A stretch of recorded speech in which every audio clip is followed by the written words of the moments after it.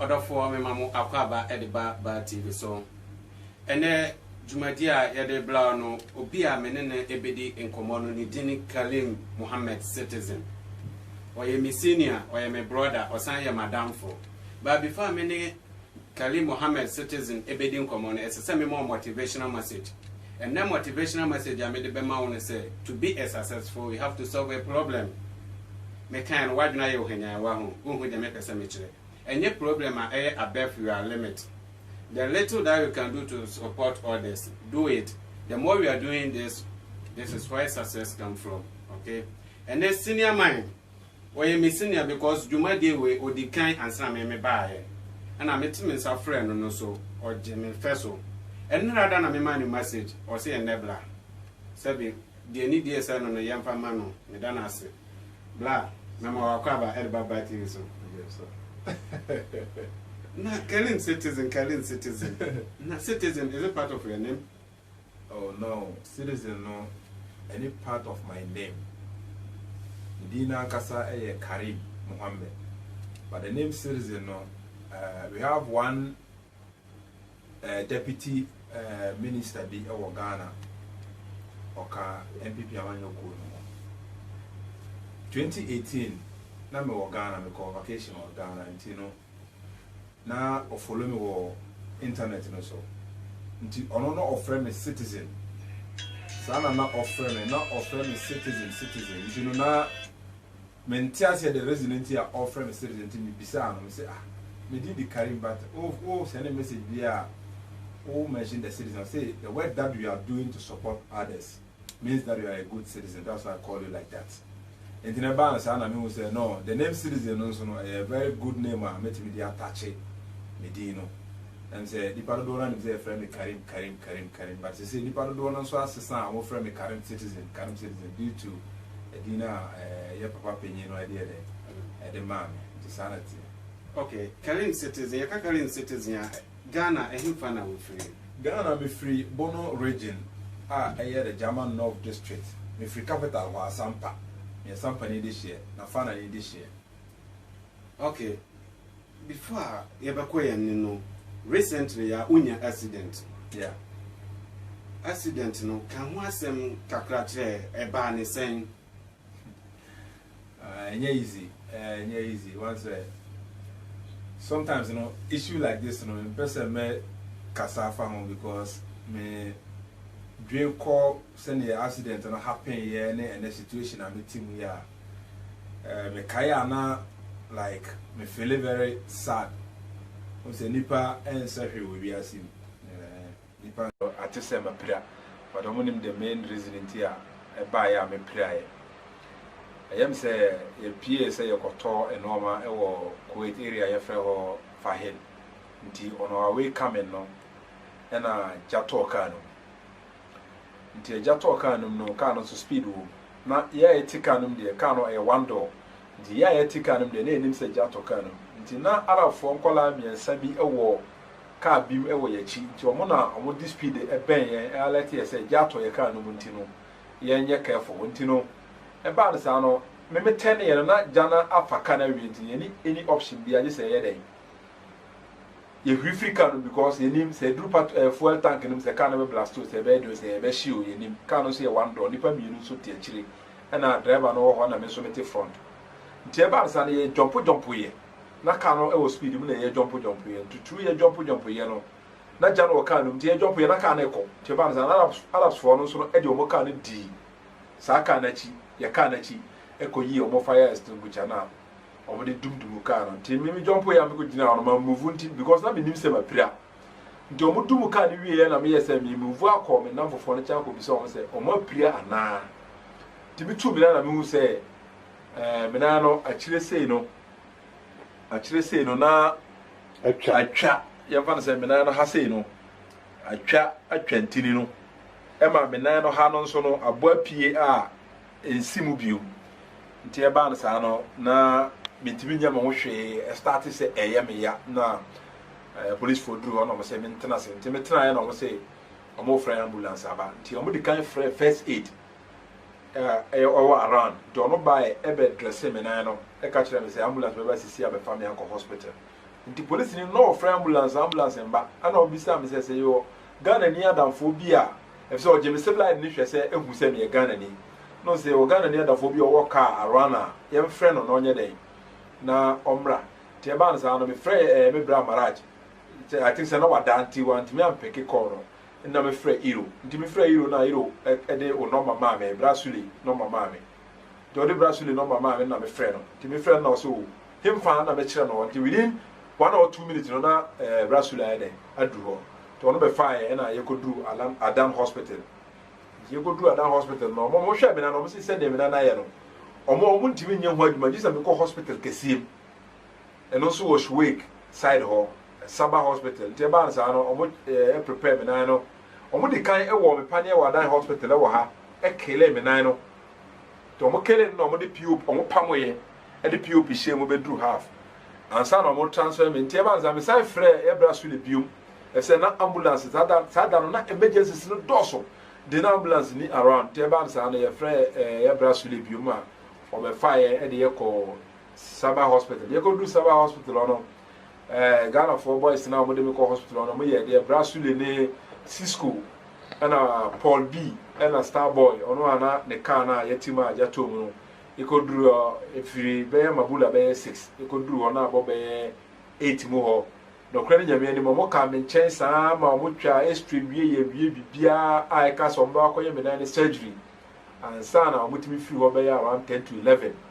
then ye ni say ko etika fi ho tie ba ansa no mo doctor for no ma mo nkrata se police for share o mo nye dey o mo be kire o mo na mo so o me pie mu ofie that Friday na anajo be ahomache be 2 to 3 mo no ana mo ye me na operation ti wo hwe me na no a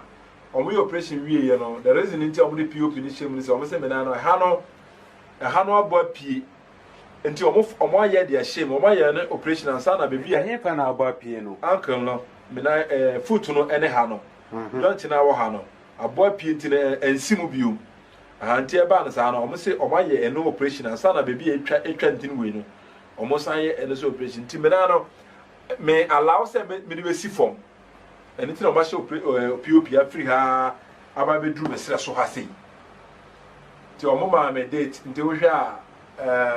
last month somewhere on the 16th and issue this year nti o mo yi me on the Monday on the 19th no mo yi me number if you know me say mesa ko hospital on the 6th of this month na o mo yi POP na hwe nti no se CI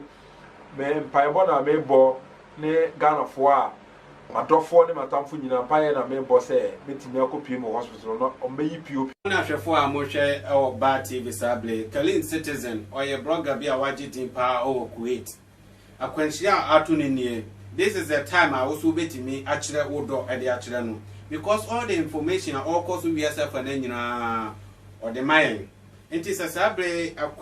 akwanhia we ya atu no a wo so kire wodo akire no on ke se o siro bia ba mia na me kasa ase no show love famane sable mani hu say ya adwuma a no so oye no manfo eta na chi what you say se wontimi mani bibi mpo betima wo hye speed ko bre ne dia okeka ho subscribe wo ni YouTube channel no ni YouTube channel na so ye Kalim Mohammed Citizen right Kalim Mohammed Kalim Citizen TV Kalim Citizen TV yeah, Instagram YouTube everywhere all the social media handle Kalim Citizen TV subscribe for man why na subscribe wo Ba TV so Ba TV okay una ya wo ya sable wo fi uso de bo adwuma den pa o social media yeah hey no way wrong sir huh was the media no oh you have been paid of doing this no me since I me shasi me say yen kan okre me I don't hide issues and you know me ko me kroma me bia me free a sampa omo ni me ne me mpanyimfo omo nyini omo ni me ne me say I don't know how to hide issues send the assembly no sa na me dey me kano and okọ a country like Africa so na Ghana per se ya wo suba bi o mo bi o ka nokro bia no mo se o mu ade enti me no be ka se mi mu ade ba asem no se na etie no sa na me ka na I don't care so be ka se mi bu ade ana se mi bu ade go nokro na da ho na me dey me ka me since I me ba media no so I don't never ever remember so bia ma me sika say ya dey say mame never. I have been on social media since 2012 till date. Oh, aduma de wa bo bi. Yeah, obi ani ho a wa mame sika bi say Karim Citizen jisika we na ya ade say na in favor me never. Until na me o media so na me kasa me tibi kasa say dey me pe because once say obi tua o kasa ya ade na say nipa na be ye bone a e be dey so be kan okra hye nipa no. Sir, Kuwait no. Ohu me as a footballer through now all link me say many team of Kuwait no na that time no so no na ye nim the difference between article 18 20 22 na ye nim nti me one of friends say me visa na ba enti no me ba Kuwait me ba team managers na we have family e wo airport nti me ba 2014 on the 6th of March 2014 me ba me through Kuwait me gina airport by 30 minutes nti nkofo Arab for no me family so I think say na omo me picture nti omo hwe picture na omo do me so na omo say Karim na me say yes na omo say yalla that time na e Arab ni bia don kan na me di omo achi na me na omo fuana e kofi nti e kofi no ye ko dru fie no driver na owo fie ho no ono ye Ethiopia ni nti ono hwe me no say obisa me o English no obisa me say do you know the work you are coming to do and I say no I don't know anything about Kuwait this is my first time I say okay the way I see you and the work they want you to do, I'm really sad and heartbroken. And I'm saying, oh, maybe so me obi am babumu. Me nipa bia, no matter what the situation is, you know, maybe mfa ho. Then at the end of the day, no, I will gain something from it. Nti article 20 no, enemy copy desert. Na me yam ponche e wo desert. O me tana desert for almost 8 to 9 months. E wo desert. Nti no, e ho no throughout media, no one say media na boa a lot. Throughout media, no Saturday na Facebook live for nyambai. Saturday no be video a, o be record video no phone so na we upload it. But now you need Facebook live. Facebook live started by the end of 2015 and almost started to be a Facebook live. So until hono na me videos. I say na e ade me no Uganda that time me dey buy. Na me videos motivational speaking na me na me dey talk Facebook. There was one guy called Fosu, no Roma. Oh, Fosu. Do not also follow me on Facebook. Do not who me videos, but no himself was desert. And me ohona na me ne e brother be dim komo. That mean one lady be no so Kadama house or ye Juma as a house help. Na me ne dim komo na say was it brother Karim na woni say nipa bebre wo kroma. Omo nin krata kra mo ye Juma. Na so me ne manfo nim komo santi nim o say o dey investigation hwe me bra o ha inusa o ye me bra me ofa ba okay so that say ntu ono ba hu se me wo ko ita kra no ma twa 7 months o desert awi asa no no ba ho to no ba ho no ka kire me say me nya abotre na me serve papa ni wie for 2 years na ye kwa ye be fa so be tua ska ma na je me nkrata no but me so no the way na me tie no any sa condition no na e very dey ma me because weather no say the weather na tie o bibi ana me wona me ni AC me ni light o so that the ocean squid weather e show ne nti ne ba nsa no me ni man bi di nkomo e wo krom no so o wotimi ba area e friend Mabula de a menya adwuma ma wo tie as anam so okay the side tie de a na madam fu bi so e house driver e wo Jahara a ono so otifie no no mo man aduane ndi ntu no ono so e ba desert e betiji wo me ho so that the dear band na make sure madam for say na me so manya obi a owo inside a why den wa ka kire me o so o say na tell ya ma me nko na me nko hwe say no kra na wa ba nti me madam for di kan e ba o ba friend o so chale e ha ye me ba ya de chin na me start ye adwuma nti o betimi aba the 3 days na me so me free taxi free Mabula na afford that time no so the best taxi driver o Ghana ni a o taxi o Mabula ha obi ani no nti me frɛ no so we ba be foul nti na me wo Jahara Saudi kwan so e Sablat area bi wo so e Sablat na me opposite nti anadwo be 8 na na afoduru ho na me sisa me no ma na me dem jam ponje no na me ba Mabula nti me ba Mabula no ade cheye na man no okosi me na okosi me sa guy na me no fin di kakra che ache di me fin di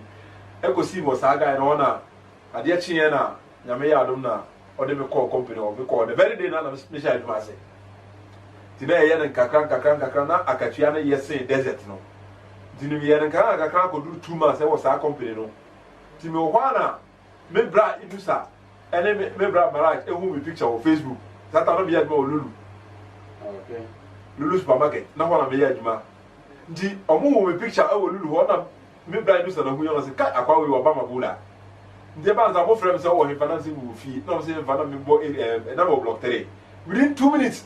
no ma do say hey wo ba kru mo dwuma ka jena se bra pe me ka kire wa wo be ka kire me se me nya abotranye de entina ho me so na minim situation me de me from tie ba na na me so me de me buy enti e wo from 2015 me ba 2015 I think somewhere January mu na me buy no December 2014 December na me do Mabula di me ya juma wa 2 months e wa na me bra marriage cars okay company na odi obo free Ghana buy no obetimi di me akọ me call na me ya juma good dia betimi ya juma wa che nti odi me call sa company from 2015 me ya juma sa company o sa be 2018 me so the only Ghana ni along pay myself company because me call her ma mo single problem me bona me solve problem o bi ma Ghana for na e na bebre e cause problems nti no me bitim cause problems ada no ka me point ma me ma dwe se ba be chia guys na wo Mabula no ma sa frame me manager na sa frame say bra fie wo nua Ghana ni bia cause problem no ma sa akọ solve sa problem no se na be ya ma mo yina di because ni ba oni nkata o yina di o ko infa na me no ma kasa because of you enya wo a anka be yina di boys ne be he video no mo nim mo ameka mo asem na ma san atuma na mo ntie ba za me ya juma January 2018 me ya juma Kuwait almost 3.5 years na me kita document yes because na make no e ya botre ne kwan a wan kasa we so be live life me na me nyo obi a me ye basa na yenko birthday party yenko ha yenko na I don't na me put myself into that because I don't have a document in the same day me back Kuwait I me throughout my life one single day for the police have share me a document one single day o ko ba yen me ko ba yen since my life in Kuwait one day per na Kuwait 2015 December I remember 24th December night and I me bra marriage use a C form say a picture I want a police be deny and I say document and I me bra use a catch them or a group cause I say me because no me you and I made them identify chiro police ni job on kata na mo chuko na me san ba e na emu go e so I say since from there up to and now me tell police in share me that them friend go visa kata da so I say and throughout that no 20 I think say January 2018 and yenya information be about amnesty something like amnesty that time no so na me bribe me amnesty no wa tirem kakra na de si wasem no amnesty ni ye den okay and you bia no amnesty no is simple as say aban ne say obi a oni nkrata anase obi a ne nkrata sam nye ebi a police chia obetimi a chewo obetimi afa sa akwanya no so akọ back to manya ofrim na wa pe nkrata for Friday aba Kuwait biom omo blacklist like omo yi won free system se na be ya wontimi omo deport o sa na amnesty ne dey etie nti o za Kuwait bi amnesty 2011 omo bi omo bi biom till 2018 nti January go na aduma bebi ana be ya aduma no manager na friend say manya information bi wo internet ne so ana na say yeah me information bi about something like amnesty but I don't know much about it. I don't see me buffy a member of the office. No, it's okay. Timmy Poko and I call office, no explaining to say. Send the hotel your person coffee.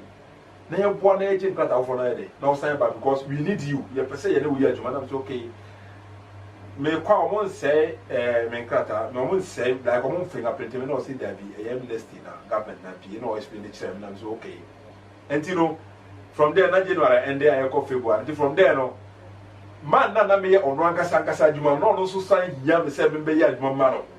the challenges na ko any part two companies ndi ono so buy baby ana me na adwuma no so buy ho be catch them so chale abaya bie amnesty na se ma hu o se mpesa o fa sa akwanya we so dey akọ Ghana na be je krata dey e ma o na o ba na se okay ma me nya me investigation through na me hwe se if a genuine me ko I don't say really, you see, I see me continue investigation about a week or two. And we said, you know, and that was the time also Ghana embassy back fresh. Okay. And there's always embassy so the Janson agent media also Kasaya and Sana embassy here. Eba. And you might have my book. And did not be ready in me. embassy ona bebre na timidi ba na omunni physical. The first day I remember going embassy one year say me ko process me TC travel document if na me get passport. TC nkrata de ko fie no. Yeah, TC. Okay. Travel document. Okay. The simple the meaning no. Okay. Na me kita bi ntino say me ka year preparation about that. Ansa na matimi afa so ide. Akọ oman Ghana. Enti bi ko duru ho na Mr. Abubakar no onime. Ana na yo new councillor Mr. Muniru ne ambassador ne yes sister Pat no no so ebeti ho. That am not staff no ndo so. Enti bi duru ho na ana Mr. Abu Bisam say Karim Aden am say person ko Ghana. So what? Aden na say person we cut through the amnesty. I say Karim me bohu kakra because you are the first Ghanaian who person taking this step. Now say Mr. Abu, I am really sure 100% that I will go to Ghana and return back to Kuwait. So you just prepare my document for me. Do you know Mr. Abu na kasano like na hu wonimu no onji amnesty ni nyede eni papa na me ka chenso on prepare pressure pa na me de man no prepare me document ma me nka onye because once oyobi ana opemasem. So what I say, opemasem ti no on person me free system no ma me kwa me nyede me ba na me so me wo 100% assure say me ko Ghana ede asaba nti o prepare document no ma me be fa me ye ko fingerprint ko yi me fingerprint ni free system num I just a case bi anda me so once ko ita de onya dwane free obi nchen obe report say we dwane nti ombe blacklist o ti o be ko amnesty ni dia ombe say your fingerprint ayi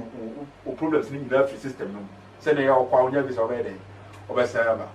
enti no Mr. Abu eye bibia ewie ema me ana me ko twa me ticket ewo mabula bebi o twa ticket me ana me ko twa me ticket ndi me twa ticket ni na me o say me twa ticket ni me friend because me the first Ghanaian person me take the step ndi me twa ticket na friend o say date ni da me na me twa send no say okay o person na me ko airport o no ko hwe process on because as a Kuwait airport and some person on blacklist o do why o machine bi o nya staff machine no say dey pay dia o free wa o team back with you at 5 years time so and the go do no omo ye document ni na Mr. Abu Nyoja na ye mo hihye no the before process no we go do na me do be a machine no na immigration no no say me fa the document no man me no so amnesty na say yes no the staff boss go say salamu alaikum o na me yi Mr. Mr. Abu say the machine one fa mama Mr. Abu na ye ni pa 3 Ghana for 3 guys be your room for guys be no so mo di machibi te me no na ko e amuso na they have been omunya ko vim wo mu na mo di machi so fa so ko so and dey ba na sa na ye ko pie mu o my Ghana mo ndi mi ko o my Ghana mo na o mo frame me so person mo yem document ne ba one say kro han so no o be ye krata ba depending on salary rate no o be hwe ansa na o be ba dey wa ba ndi ba nsa no na me bra mara je ye adwuma o one school bi na e hon so no on pese o mo yem be sa ba me no be ye adwuma through me bra maraj so I say because orona olenke me ma penyino de ba na sa na bra maraj so no so etu anamo wa ono so ko vacation e wo Ghana na be wo Ghana so I say de ba na sa offer vacation me duru ye pe o be da sore ye me hia no wa send me message say o be sa na ba wow nti no be preparation nti mo ha na manager no so send me message say o be sa na ba nti no ye be so send your address I be send visa no DHL e dey amount e wo Ghana na why your preparation about na so na me send my address to mo send by within that week na me your preparation na be pie mo wait me so am and think am nya abotre na me your prepare ho I don't think say ka articulate na kita mi ngekita me okay afutuo ben na ode bema obi a ode article 20 ne ba ya na onya we ba wa ba beto man wie na obi a the documents so asay our system no afuto ben na wo de be masani pa me to me ne de na me de bia me ka boys na ye ne mo nam na mo nim me say me mfa asem nsie me ma ye illegal pen na na ma ye legal enti me nim system no more I have been a legal residency in Kuwait and now I'm legal enti no both side ni nyina ma so ahwe enti se me ka asem bi e kire wa bonten a na se wo so fa e de totototo wa yi a e be boa wo Kuma no kita documenta ye live life a obi a okita document e live wodi wo ho abrompo a obeto amade bi mu a ebia obefi so be deport over a very different issue kroma onya problem o kroma here the one na one problem no na another problem na be ka ho sa na ko etie na increase because what system no ndi so ma chew na say ebia o ma chew say one no nsa so I just say unkita document and now kita document o ma chew say one no nsa o no go police station ebia o de rent ka ondua na na o be ka ho ebia ko eti ni mi hwe o wadu funu o hwe o nya o ono so ati so ma chewa no ono so be ka ho na o case na dey increase nti afutu kakra me nua no ma munkita document awo kuetu no emma mo mama ba mu se minkita document nti no me de mabama bu abrabom never kroma me ka 70% of Ghanaians are munkita document o maka tua so sen 100% Ghanaians are munkita document o kroma say it's a fact so ati ase nti no mo a munkita document no na ehia ne se obeya hwe yi your information is to ho police e sha se obeya check na obeka se Karim nya information through him ba me opanyi bia police be check no mabula haya obetimi afrema ka tell say police be check no mabula nti obetimi ananso kire nkrofo na omo mabula na omo nya very careful na me so ma ede ma upload kakra me so metime no na mo so ma hwe na obi ayede e de ato no mfo unkita document a utu na mo ahwe na mo tu yie una tie ni tabia ma ma wani nkomo ba fo hu because na me video to YouTube channel na no ka kire mo say obi a unkita document bia no obetimi akọ Ghana at any time eno ye wo obetimi akọ Ghana ene ye obetimi akọ Ghana enti no utu anamo a kroma ye seru ska wa kroma ye dress anyhow especially enuanom ema no enuanom ma na munkita document mo ta de shem e koso problem ema mo ankasa mo ho because police division e bia on chew but o dress se na wayi wafu wahye atade bia atachi wa chese sebi o kafra wo na wo eto kakra officer wo di be influence embema but through that no police bet me share na ho aye na hin kaka ye ni marafo ohun be ye na hin na wa ye den na wa chew na wa deport o ebia obi osika ka obi ho o ma deport no go duga na nipa no betira ka so otua because uni ha na wakota ke no uno ma ebia uno obi share den e na woti dem uno ma solve a lot of problem about these issues are make catch mo Ghana for ye chi one lady bi o mo de ne call Ghana o mo chi ne call Ghana ne dem o lady na to no ma mo no one of friend mo say bra Karim woni me but me did say me te mabula ha me te build we me ni asimasi e na wo dem ba ko me tu ko ho a me noma na wa me noma o stand noma ni nyina picture e de ma mo phone so me go do dem na get na on ne ti dem no wa wi noma ni get noma ni nyina de a shem parase so I just here until later me the pressure to no so say sa wan yi get no noma na ma me ma police for a chero so mo me catch am say wan yi get no noma na ma ama man send am na me ma police for a dey a chero nti me ho na offer one brother catch am say catch brother Karim say ma hu be bia noma no wo de noma ni nyina wa Gimre koye na me kofa aga no na rapo ye me na me tuya ka go nisika 40 kg na me sell no ma no ma go do Ghana na deportation wow ansana obi go yi no ma de ko to me obi go je no ma no e ko to o go do Ghana ko je no ma no e de ma no sa ga no me ko to no Ghana o friend say what is say me ba Ghana na me say ai o so wo kuma say metimi ahia na me say o me ni problem so me ko hia no o yi ska 1000 Ghana cedi de ma me say bra Karim na me say no Venye papa ma o se meje akatua fro nyankopon wa hata sori ana betua ka ade ba ko pefa ade we ho passport issue yeah how to renew a passport na so for one of the problems if you see Ghana for her obi person renew the passport obi person extending the passport wa kwan ben so na obi pass wa we dey boa say nipa no okay yeah say nipa be brief from me about this passport issues just recently I'm sending locations embassy locations na more minimum so I'm running called embassy ho passport no extension no ye yen once but ye yen twice so we get a passport now person we extension for passport so e bia me say obi bi obeje extension bia eye impromptu so mo hia passport na dia ye ne nkrata ama no ntini se wanya extension na mo so mo ntini nye nkrata na nye le e ma no e ba no sa na wo embassy ho na se waje extension dada yemfa extension foforo ye den embo passport no mawo because extension embassy wo omo ye no once pay ena wonye extension da na so kono omo the extension no bomu a 2 years ndi so omo the extension no bomu the best thing na obetimi aye ne say obo ko tua 31 kg e wo embassy wo document ni nyina wo embassy wo na omo do passport na ko Ghana akwa de akwa renewal mawo di within month or two no new passport no beba ndi before extension na ewo passport we num ebewu no now new passport aide aba eba no sa na we free but Ghana for no muslim ye we fi ye ho ye nya je extension na ye we fi say 2 years de ade chen ya na aba ndi ye je extension na ye ko renew your passport no ndi eba no sa na say ye sign pay ye passport no dia ye krata afoforo e bia je say tanya extension bi mu a ye ko embassy wa na de blame no emba councilor say on my extension on koye abra ya gi extension dada councilor no mra emma no ho kwan so on ma double extension nti e best Ghana for who kita passport na wa gi extension a kona ko renew passport no enche scan no so endorse 31k dipe ukotua o betwa picture ama wa fill form so no mo dia ko Ghana woni betwa ho so no na wo new passport a nyakopon ya dom so Ghana o ma extended passport na go 10 years do you just imagine so what new passport na 10 years na ebe expire 10 years no beto wo kroma e bia na ko Ghana kura so ho tie besre e ho no so saa na tie e na obi wo ha wa yira the passport but se o yira passport no na se passport no expiring date no enya nduru so betimi renew a wo kwa o mo ntimi renew ma passport no se yira so ko police station e ko report e gi form of police station so passport a yira the forms no mo police station wo kroma no e no na wo be ko embassy ho na embassy no so afere de dia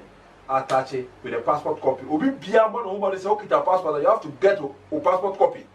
Which is very important. O passport no so unya no copy e wo bibia unya no copy 3 and 4 e wo nchen se na be ya se we ni yira obetimi ayusu o copy na den akoye new passport e ho so no sa so bi awo wo ha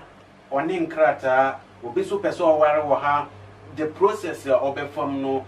kwan ben so na wo link with the embassy a obetimi e dia boa sa nipa no a good question you asked at the right time. One would say Kromano every BIA video a their foot to swap on ten and my your way home. I wore there and you'll be a crowd war. Obi wa on a bearman at say, young fan say, and ya on 1 year wire for, but then more trimpena. And I inside a bum. You say bum, that's a Mosana. Ansana nip Obano Crampo Betimiako Hospital. You say, wo bearman. When you know, say, a cobana say, Bermano and Kitan Krata, and Obano so and Kitan Krata. I just said, Bermano pe Obi Krata. Now, or pe Obi a warring Ewokruma marriage certificate. And Sana Obana Timian access a hospital.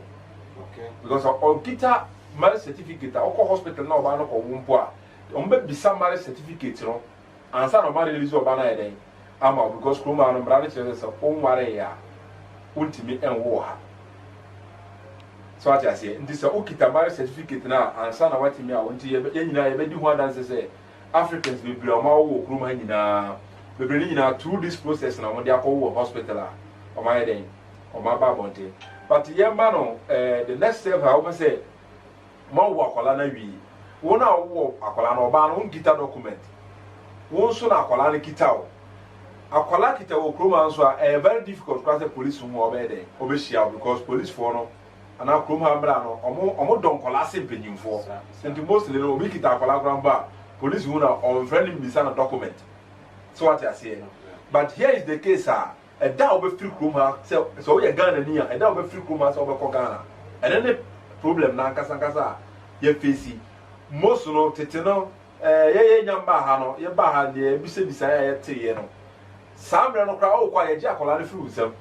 e ma won kwa hotwa ticket ko ana ye obefa deportation I dey akọ because on kita document but and then yakopon ma ye nya embassy e wo kroma embassy no e de man for fa process mu say me na mawo me ba me na oba na mawo akola ne kita me ma ye ready say me ko Ghana embassy no be TC amawo oba no ma say TC ama akola no who could do deportation wa ombe your test address akola no oye oba ampa asa no ma deport no akola ni nyina akọ pie mu o man bebi o free so what I say but say oba no na dwen say me ama wo akola no me nye ready say me ko Ghana but dem bom ye pese akola no e ko Ghana de a den tete no na emanfo boa enye ne bakura bo no kita document otim akola no ko but say no wontimi nya ne sa because they say no so o kasa o de akola na kwa untimi hu ade e besi e wo deportation ho ana untimi hu ade e besi wo airport ho ukoduru ha the best thing obetimi ahuru say because man for wi man for mba ebi obi ba na wo wi na wo de ne ko oman nti the best they can do is ombe exam ahwe say akola no ne maame no wo aba ansa na mama kwan ma de wo de akola na ko nti ene de say wo be wo ha no problem a wo be face ene say wo be nya marriage certificate because one why na yeah Africans for na yeah why na ya kita marriage certificate be be more thing yeah so the marriage certificate ma ode oba na ko hospital ama na ko wo no bibiri emfa mawo bibiri de be wa ko be ju sika anso na ode aden ode amba onti ho no so ye be sere nua no mama ware wo ha situation e na be ba ma obi aba dey aba be sere something like marriage certificate ti e ba na sana na enso ya gogo ye ho kakra na ya boa kakra be timbia na nipa na I think that just recently me fear be team sister bia wo a ate okita visa article 20 and also visa article 20 no allow so be timia wo e wo kroma. If I think say be man no boy e kwaje obi marriage certificate and na nyankopon ya adom wa yina of hospital aba sa visa issue no articles no kan ho asem kakra kire ye wo visa bi wo ha o mo se wotimi kwampie visa bi wo ha bona ya wotimi pie ne de keka ho kan ho asem kakra kire wo say kroma no e na me kan wo ye Ghana ni na sa woni ntiase a na sa wo ye Africa ni na sa woni ntiase a oba Kuwait oba ka so bo hye so krobia ni mbra sa Ghana yesi onum wi abonten a police be chew so ati ase ndi so onum wi abonten na police chew a untimi nka se omo tete ofa hodie so because e mra ma shato man num krom ha no before ye nyamba ye no ye bedu ha na ye hu the difference between visas no say na egum visa article 20 no estandema obi a le even say Arab niya yeah what we domestic worker like who drive Arab ni wo fi and now drive the wo fi and now we are juma wo fi ho only domestic and now say o ma jama o amode wa koto desert a wo benya mpoche wo yeah ba service and be no jima e kotra ho so ati say and now wo be house help and a housemaid oba say wo dey another was say we so ati say ntino oba obekita service anonso no odi be ya duro ofie a housemaid duma kwana sa visa article 20 no na yemra article 18 no article 18 ni ya visa ekitawa like o freedom kakra okay o ko aduma ebi as accommodation na o ti a o free aduma ma o ko accommodation ya fa no ofie ano no ana warranty dan o pon aduma o be fie service ano article 18 de kitawa obetimi dia nanti amade ache e okuruma police view but article 20 no ekitawa e wo say eni kwa say 8 o'clock na jogbo eto abonten say police che wora so bisa na article 20 na kitawa na say 8 abo a mrana ma ho kwan say o mecho but article 18 no article 18 de obetimi dia nanti amade ache police mfa ho ba say won so obetimi ananti na amade ache de say fatawa ana yemra article 22 article 22 ni aware for de omo ware so on ware ya untimi use service aro ndi so obo so obi kitabi na e depend situation obi o ha na okita article 20 ana nyankopon ya adoma ma fia o ya aduma mamu no oba ma na release ama number bonten ndi oba bonten no yes onya be sai wa hone ansa na watim de ya aduma bonten because article 20 ni kitani be bebre o mu nya aduma de e wa bonten because all the corner article 20 a company bi ho obehwe so metimi asesa ba article 18 a obesesa eden e de ama wote na da wase beble se metimi nsa efro na obaye enti ankoma wadofo a omohwe ba TV sable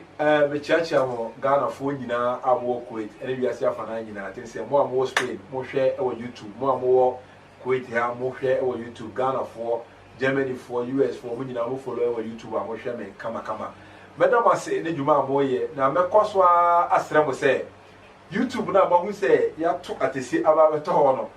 eho ena ebeye yemwa amaye nso adwuma ye no media no so no yetime aye ede asomo nti be stress se mo ba videos na ye upload no YouTube no mo hwe video no na enkosi wo hwe video no be 2-3 minutes na za wa hwe bi mu a na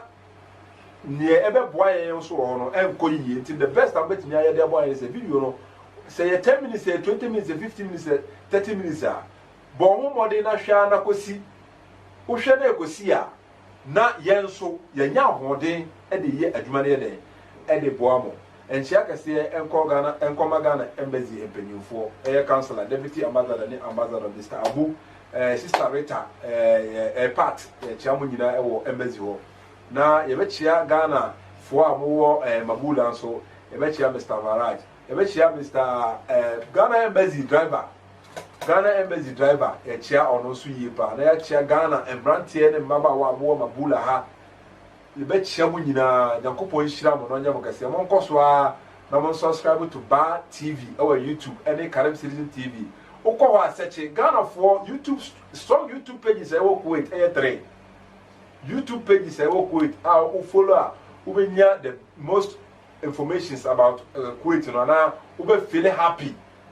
about life in Kuwait no ɛyɛ 3 wobɛhu oti dako TV ɛwɔ YouTube wobɛhu Bar TV ɛwɔ YouTube ɛna Karim Citizen TV ɛwɔ YouTube Nyankopɔn hyira mo nyinaa